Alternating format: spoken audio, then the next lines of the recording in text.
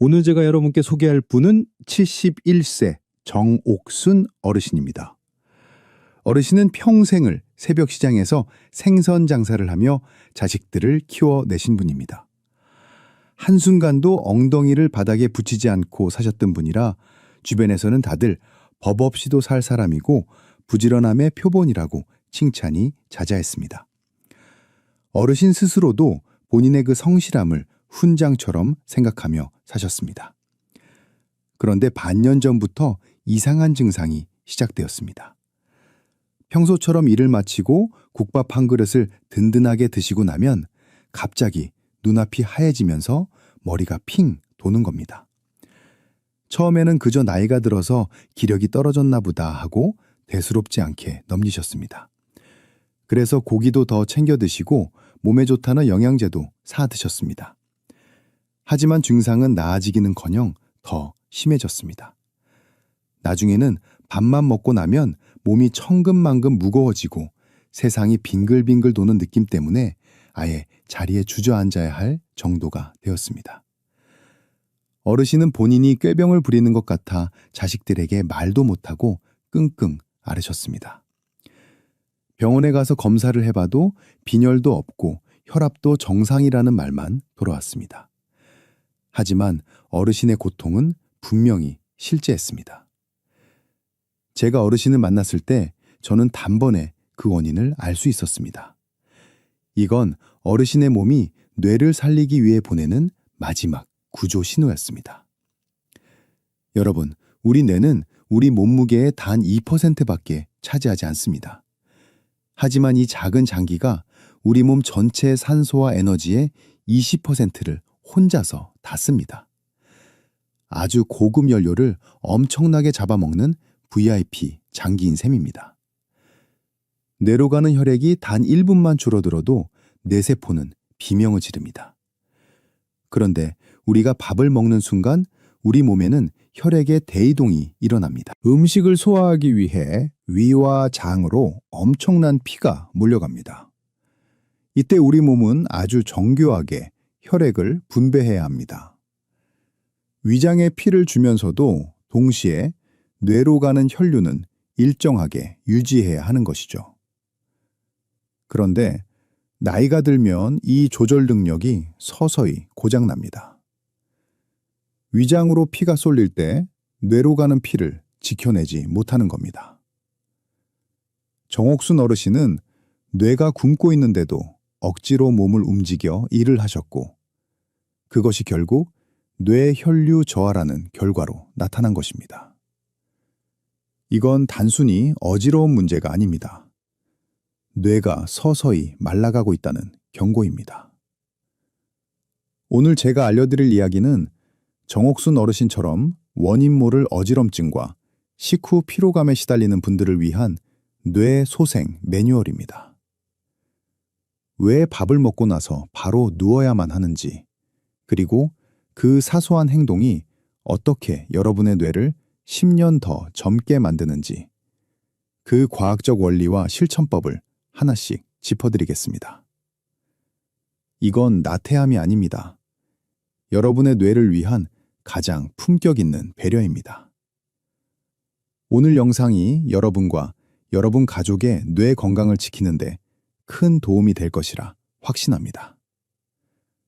본격적인 이야기를 시작하기 전에 지금 바로 좋아요 버튼 한 번만 눌러주십시오. 그리고 댓글에 뇌라는 글자 한 글자만 남겨주세요. 여러분의 작은 참여가 이 귀중한 건강 정보를 꼭 필요한 더 많은 분께 전달하는 큰 힘이 됩니다. 자, 이제 본론으로 바로 들어가겠습니다. 여러분, 오늘부터 이것 하나만 꼭 기억하십시오. 식사가 끝나자마자 여러분이 하셔야 할 가장 중요한 행동은 설거지도 아니고 동네 한 바퀴 산책도 아닙니다. 바로 그 자리에 20분 동안 편안하게 몸을 눕히는 것입니다. 네, 맞습니다. 밥 먹고 바로 눕는 것이야말로 뇌를 살리는 가장 확실하고도 빠른 처방전입니다. 왜 그럴까요? 지금부터 그 놀라운 의학적 이유를 아주 쉽게 설명해 드리겠습니다. 우리가 서 있거나 앉아 있을 때 우리 몸은 중력이라는 거대한 힘과 싸우고 있습니다. 여러분의 심장을 고층 아파트 지하에 있는 물 펌프라고 상상해 보십시오. 그리고 여러분의 뇌는 그 아파트의 가장 꼭대기층인 10층 펜트하우스입니다. 지하 펌프가 10층까지 물을 끌어올리려면 엄청난 압력이 필요하겠죠? 우리 심장도 마찬가지입니다. 중력을 거슬러서 피를 머리끝까지 밀어올리는 것은 심장에게 아주 고되고 힘든 노동입니다.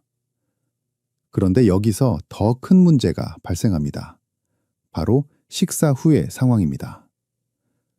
우리가 음식을 먹으면 우리 몸은 비상사태에 돌입합니다.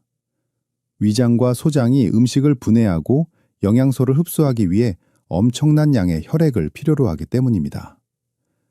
이때 우리 몸의 혈액 관리자는 결단을 내립니다. 지금 소화가 급하니까 다른 데로 가는 피를 좀 줄여서 위장으로 다 몰아주자 하고 말이죠. 이때 가장 먼저 피를 뺏기는 곳 중 하나가 바로 뇌입니다.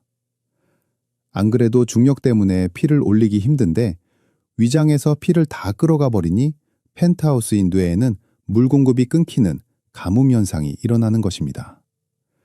이것이 바로 식후 저혈압이나 식후 뇌 혈류 저하의 실체입니다.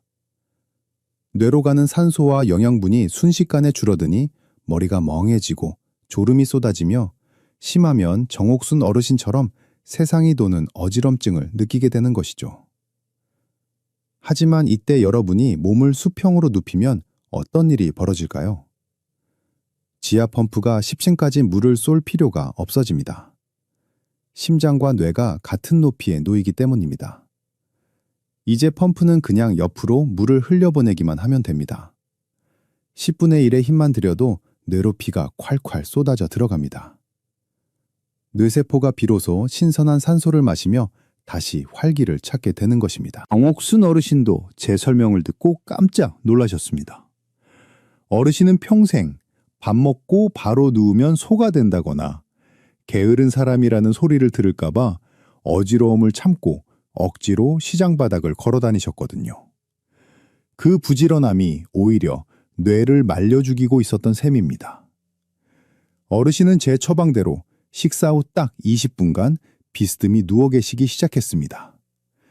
그러자 신기하게도 그토록 괴롭히던 식후 어지럼증이 씻은 듯이 사라졌습니다. 물론 주의할 점도 있습니다. 바로 위산이 역류하는 증상이 있는 분들입니다. 이런 분들이 완전히 평평하게 누우면 위산이 식도를 타고 올라와 가슴이 쓰릴 수 있습니다. 그럴 때는 쿠션이나 베개를 등 뒤에 받쳐서 상체를 약 15도에서 20도 정도만 살짝 들어 올리십시오. 이 정도 각도만 유지해도 위산 역류는 막으면서 뇌로 가는 혈류량은 충분히 확보할 수 있습니다. 여러분 명심하십시오. 식후 20분 눕기는 게으름의 상징이 아니라 여러분의 뇌를 지키는 가장 고귀한 휴식입니다. 뇌가 충분히 영양을 공급받아야 치매도 예방하고 인지 기능도 유지할 수 있습니다. 오늘부터는 가족들이 뭐라고 하든 당당하게 누우십시오. 그리고 이 영상을 가족들에게도 보여주며 설명해 주십시오. 오늘 이야기가 도움이 되셨다면 주변에 있는 소중한 친구분들이나 부모님께 이 영상을 꼭 공유해 주십시오. 특히 밥만 먹으면 기운이 없다고 하시는 분들께는 이 영상이 생명줄이 될 수 있습니다. 여러분의 공유 한 번이 누군가의 뇌 건강을 살리는 기적을 만듭니다. 첫 번째 비결인 식후 눕기가 급한 불을 끄는 응급처치였다면 이제 말씀드릴 두 가지는 여러분의 망가진 몸통을 바로잡고 뇌로 가는 혈액 고속도로를 시원하게 뚫어주는 근본적인 치료법입니다. 지금부터 제가 드리는 말씀은 여러분의 잠자리와 평소 앉아있는 습관을 완전히 바꿔놓을 것입니다. 준비되셨습니까? 두 번째 해결책은 바로 만세 수면법입니다. 오늘 밤 주무실 때부터 당장 실천하십시오. 잠을 잘 때 양팔을 가슴 위쪽으로 살짝 올리고 주무시는 겁니다. 이게 무슨 해괴망측한 소리냐고 하실 분들도 계시겠지만 여기에는 아주 놀라운 인체 과학이 숨어 있습니다. 우리 몸의 피는 심장에서 나가는 것만큼이나 다시 심장으로 돌아오는 것이 중요합니다. 그래야 심장이 신선한 피를 다시 머리로 뿜어낼 수 있기 때문입니다. 그런데 나이가 들면 가슴 주변 근육이 굳고 흉곽이 좁아집니다. 팔을 아래로 내리고자 하면 가슴이 더 움츠러들고 그 안을 지나는 큰 정맥들이 압박을 받습니다. 피가 심장으로 돌아가는 길이 좁아지는 것이죠. 이때 팔을 가슴 위로 살짝 올리면 어떻게 될까요? 움츠러들었던 가슴이 확 펴집니다. 갈비뼈 사이 공간이 넓어지면서 폐는 더 깊은 숨을 쉬고 심장으로 들어오는 대정맥의 통로가 활짝 열립니다. 정맥혈이 심장으로 콸콸 쏟아져 들어오니 심장은 비로소 충분한 피를 뇌로 보낼 준비를 마치게 됩니다. 단 주의하실 점이 있습니다. 팔을 머리 위로 너무 높게 쭉 뻗으면 안 됩니다. 그렇게 하면 오히려 어깨 관절이 아프고 팔이 저릴 수 있습니다.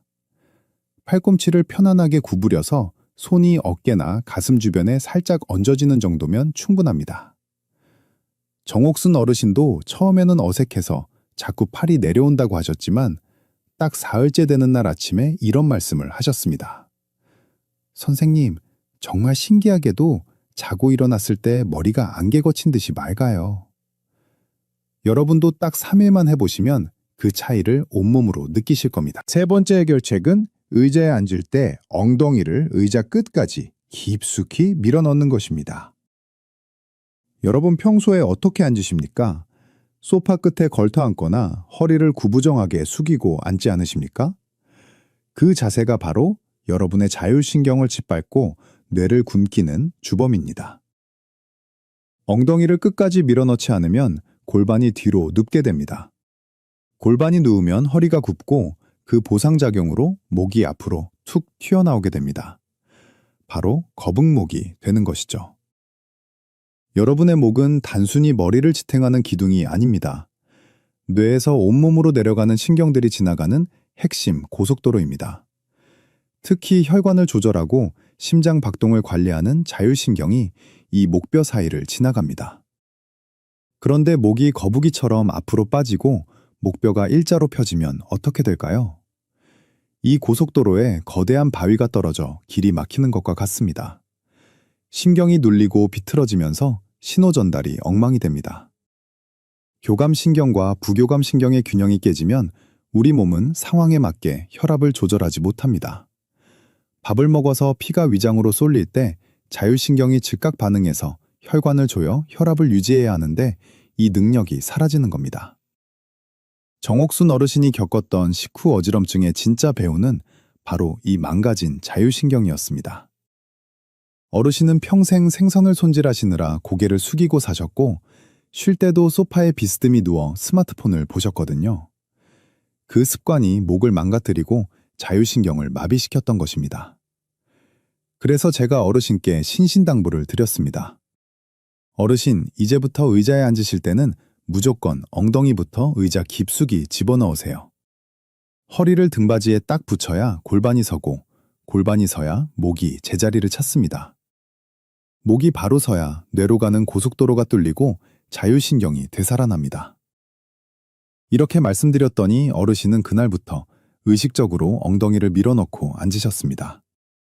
처음에는 허리가 꼿꼿해서 불편하다고 하셨지만 곧 적응하셨고 놀랍게도 만성적인 두통까지 함께 사라졌다고 기뻐하셨습니다. 여러분 오늘 제가 말씀드린 만세 수면법과 엉덩이 밀어넣기는 돈 한 푼 안 들이고 여러분의 뇌를 살리는 최고의 명약입니다.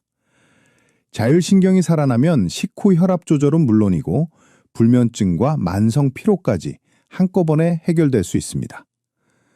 오늘 영상이 정말 도움이 되셨다면 구독 버튼과 알림 설정 버튼을 꾹 눌러주십시오.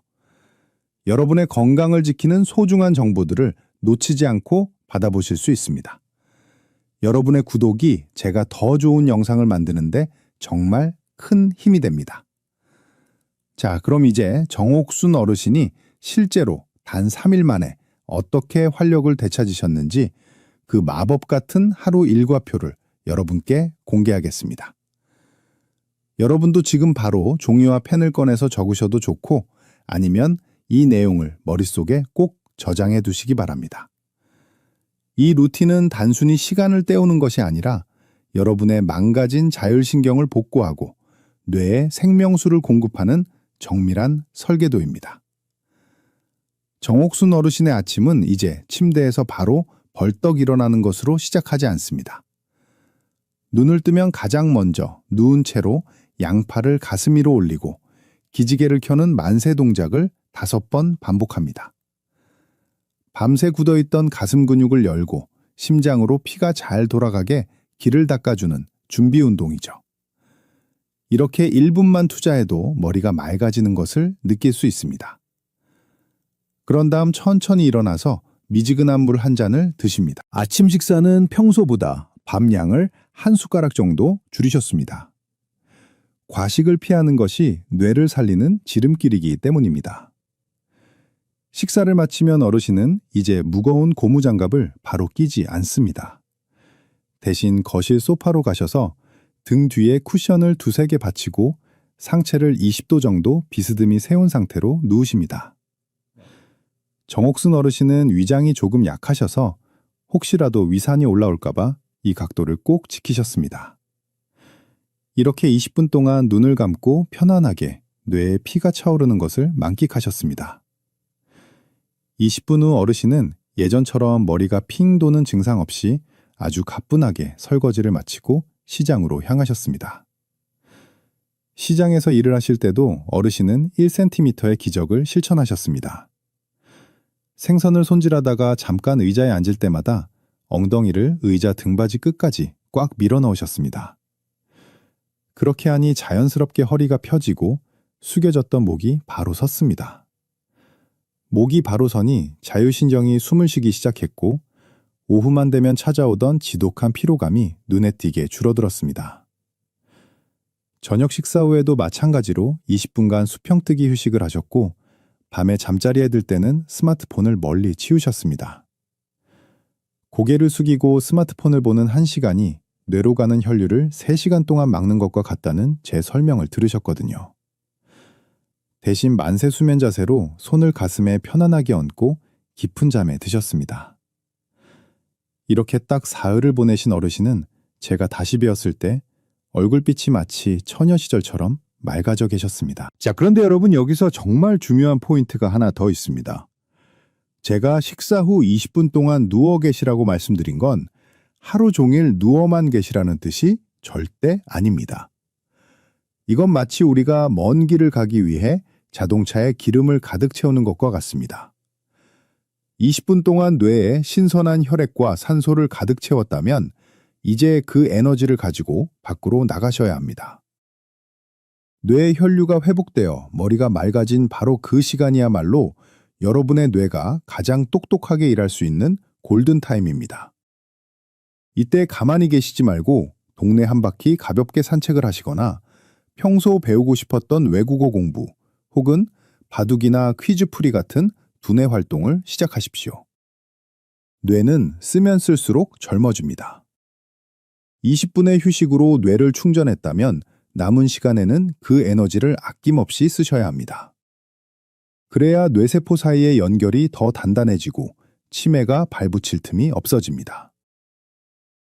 자, 이제 여러분이 이 방법을 실천하시면서 가장 궁금해하실 내용 3가지만 짚어드리겠습니다. 첫 번째 질문입니다. 선생님, 밥 먹고 바로 누우면 살찌지 않을까요? 혹은 소화가 안 되지 않을까요? 하는 걱정입니다. 여러분, 절대 그렇지 않습니다. 오히려 그 반대입니다.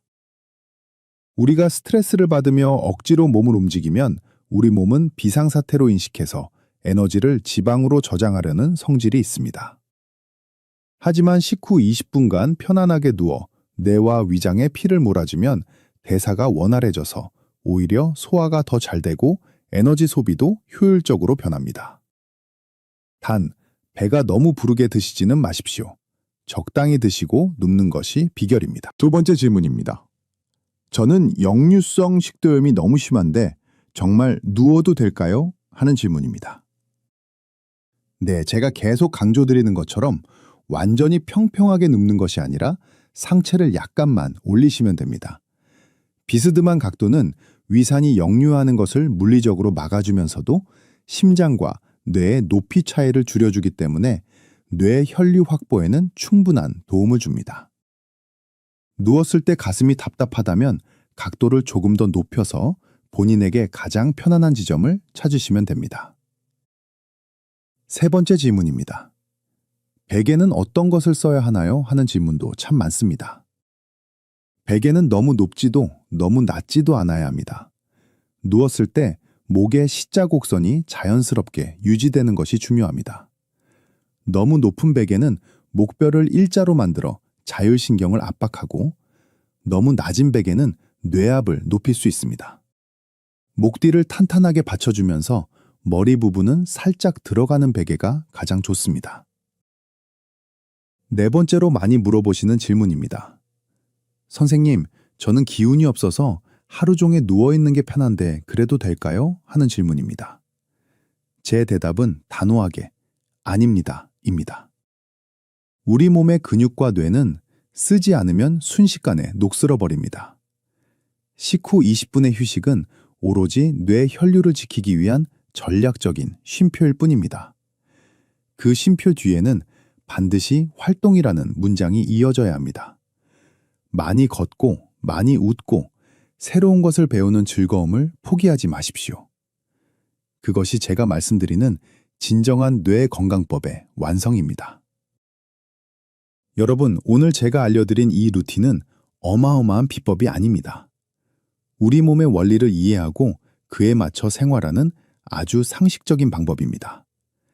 하지만 이 상식을 3일만 꾸준히 실천하는 사람은 대한민국에서 단 1%도 되지 않습니다. 저는 여러분이 그 1%의 주인공이 되어 맑은 정신으로 남은 인생을 즐기시길 진심으로 바랍니다. 지금 바로 이 루틴을 시작하실 분들은 댓글에 시작 혹은 숫자 1이라고 남겨주십시오. 여러분이 남겨주신 그 한마디가 여러분의 의지를 다지는 첫걸음이 될 것입니다. 또한 댓글창에서 서로의 실천 후기를 나누며 응원해주세요. 혼자 하면 어렵지만 함께하면 반드시 성공할 수 있습니다. 여러분의 변화를 제가 끝까지 응원하겠습니다. 여러분, 이제 오늘 긴 강연을 마무리할 시간입니다. 제가 오늘 여러분께 전해드린 이야기는 단순히 밥 먹고 좀 쉬자는 편안한 제안이 아니었습니다. 그것은 평생을 부지런함 하나로 살아오신 우리 시대의 모든 정옥순 어르신들께 드리는 의사로서의 가장 절박한 호소이자 고백이었습니다. 여러분, 지금까지 정말 고생 많으셨습니다. 자식들 키우느라, 가정을 일구느라 한순간도 편히 눕지 못하고 달려오신 그 세월을 제가 어찌 다 알겠습니까? 하지만 이제는 여러분의 몸이, 특히 여러분의 소중한 뇌가 여러분께 쉴 권리를 요구하고 있습니다. 오늘 배운 내용을 다시 한번 정리해 보겠습니다. 첫째, 식후 20분 전략적 휴식으로 뇌를 충전하십시오. 둘째, 만세 수명과 바른 자세로 뇌 고속도로를 닦으십시오. 마지막, 셋째가 가장 중요합니다. 충전된 뇌를 가지고 활기차게 움직이고 끊임없이 배우십시오. 여러분, 제가 꿈꾸는 여러분의 모습은 침대에 누워있는 모습이 아닙니다. 식후에 짧고 깊은 휴식을 취한 뒤 누구보다 맑은 정신으로 공원을 산책하고 복지관에서 새로운 공부를 하며 친구들과 즐겁게 소통하는 활기찬 모습입니다. 20분의 휴식은 여러분이 23시간 40분을 더 멋지게 살기 위한 발판일 뿐입니다. 더 이상 부지런함 때문에 몸을 혹사하지도 마시고 반대로 휴식이라는 이름 뒤에 숨어 활력을 잃지도 마십시오. 잘 쉬고 더 잘 움직이는 것. 이 두 가지의 절묘한 조화가 여러분을 무병장수의 길로 안내할 것입니다. 내일 아침 눈을 뜰 때부터 여러분의 하루는 달라질 것입니다. 잠자리에서 일어날 때의 그 가벼운 기지개 한 번이 식사 후 소파에 기대앉는 그 20분이 여러분의 남은 인생을 통째로 바꿀 수 있습니다. 저는 여러분이 맑은 정신으로 손주들의 재롱을 보고 친구들과 즐겁게 담소를 나누며 매일매일이 선물 같은 하루가 되기를 진심으로 기원합니다. 오늘 이 긴 이야기를 끝까지 경청해 주셔서 정말 감사합니다. 제 진심이 여러분의 마음속에 닿아 실천의 씨앗이 되었기를 바랍니다. 건강은 남이 지켜주는 것이 아니라 바로 여러분 자신이 선택하는 것입니다. 오늘부터 여러분의 뇌를 위해 가장 현명한 선택을 하십시오. 여러분 모두가 통증 없이 맑은 정신으로 행복한 100세 시대를 누리시기를 주치의로서 끝까지 응원하겠습니다. 지금까지 여러분의 국민주치의 건강박사였습니다.